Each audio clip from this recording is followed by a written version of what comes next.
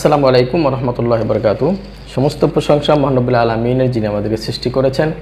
দেশ বা প্রবাস যে যেখান থেকেই আমার ভিডিওটি দেখছেন সকলকে আন্তরিক শুভেচ্ছা অভিনন্দন। আপনাদের সাথে আছে আমি মোহাম্মদ হুমায়ুন কবির। প্রিয় সৌদি প্রবাসী ভাইরা, আজকে আপনাদেরকে আমি ভিজিট ভিসা সম্পর্কে আপডেট কিছু নিউজ দেব। বা ভিজিট ভিসা সম্পর্কে অনেকেই অনেক প্রশ্ন আমার নিকটে ইতিমধ্যে করেছেন। সেই বিষয়ে কিছু সান্ত্বনামূলক কথা বা সেই বিষয়ে কিছু আপডেট তথ্য দেব।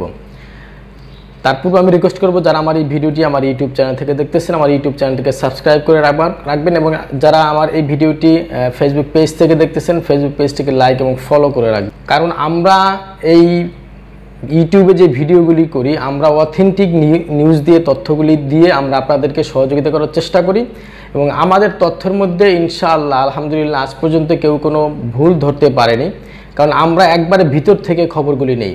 তো আজকে যেই তথ্যটি আপনাদেরকে দেব, যে অনেকেই আমার নিকটে জানতে চেয়েছেন যে সৌদি আরবের ভিজিট ভিসা কোরবানির পরে খুলবে কিনা বা কোরবানির কতদিন পরে খুলতে পারে, এই বিষয় নিয়ে আমাকে অনেকেই অনেক সময় নক করেন বা অনেকেই হতাশাগ্রস্ত আছেন যে আসলে আদৌ কি ভিজিট ভিসা খুলবে কিনা। আমি আপনাদেরকে আশ্বস্ত করছি ইনশাআল্লাহ, কারণ এই ভিজিট ভিসা সৌদি আরবের অর্থনৈতিক দিক দিয়ে অনেক বড় একটা বিষয়। এই ভিজিট ভিসা যেই দেশেরগুলি ভিজিট ভিসা বন্ধ আছে, যে 14টা দেশ, এই দেশের প্রবাসীরাই সৌদি আরবে বেশি থাকে। আপনি লক্ষ্য করে দেখবেন যে আমাদের বাংলাদেশ সহ ইন্ডিয়া, পাকিস্তান, নেপাল, ভুটান, যা বলেন আপনার আলজেরিয়া সহ যে 14টা দেশ নিষেধাজ্ঞা জারি করেছিল আরও প্রায় অনেক দিন পূর্বে, যে এই দেশের লোক এখন সৌদি আরবে ভিজিটে যেতে পারবে না।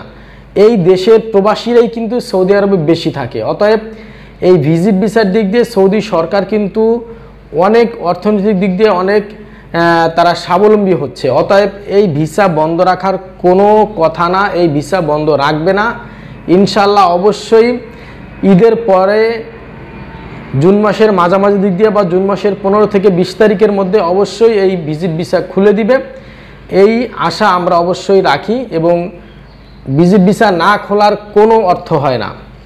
তো ইনশাল্লাহ অবশ্যই ভিজিট ভিসা কোরবানির পরে খুলবে। আপনারা যারা যে কোনো বিষয়ে যদি কোনো কিছু জানতে চান, তাহলে আমাদের কমেন্টের মাধ্যমে জানাবেন এবং সরাসরি আমাদের স্ক্রিনে দেওয়া যে নাম্বার, সেই নাম্বারে কল করবেন। ইনশাআল্লাহ আমরা আপনাদেরকে সঠিক তথ্য দিয়ে সহযোগিতা করব।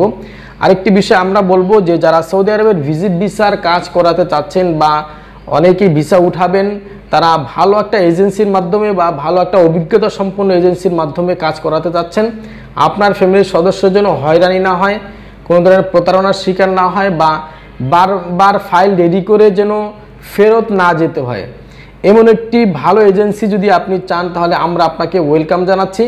আমরা দীর্ঘ 15 বছর যাবত এই ভিজিট ভিসার কাজ করছি এবং এই ভিজিট ভিসার কোনো ফাইল ইনশাআল্লাহ আমাদের রিটার্ন আসবে না এম্বাসি থেকে।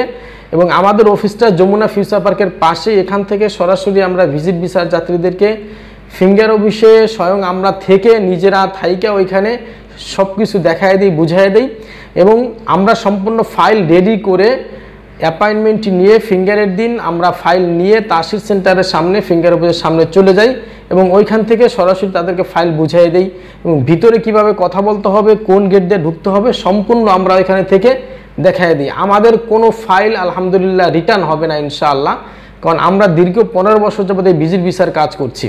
তো সেই অভিজ্ঞতার আলোকে আমরা আপনাদেরকে বলতে পারি যে আমরা যেই কাজটা আপনার ফ্যামিলির সদস্যের জন্য করে দেবো, সেটা 100% সঠিক হবে।